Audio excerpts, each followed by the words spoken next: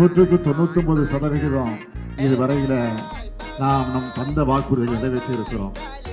நிச்சயம் இருக்கக்கூடிய 1% வருகிற செப்டம்பர் 15ஆம் தேதி 100% நிறைவேற்றக்கூடிய திட்டமாகத்தான் மகளிர் உரிமை தொகை திட்டம் நிறைவேற்றப்பட இருக்கிறது என்பதையும் நான் இங்கே மகிழ்ச்சியோடு தெரிவித்துக் கொள்ள விரும்புகிறேன். கழகம் ஆட்சி வருவதற்கு முன்பாக 505 தேர்தல் வாக்குறுதிகள் நாம் கொடுத்திருந்தோம். இதுல பாத்தீங்கன்னா 505 திட்டங்கள்ல ஆணைகள் வெளியிடப்பட்டு இந்த திட்டங்கள் நிறைவேற்றப்பட்டிருக்கக்கூடிய திட்டங்கள், அதே போல பணிகள் நடைபெற்றுக் கொண்டிருக்கக்கூடிய திட்டங்கள். இதுல 364 திட்டங்களுக்கு அரசு ஆணைகள் வெளியிடப்பட்டு அந்த பணிகள் இப்போது நடைபெற்றுக் கொண்டிருக்கிறது.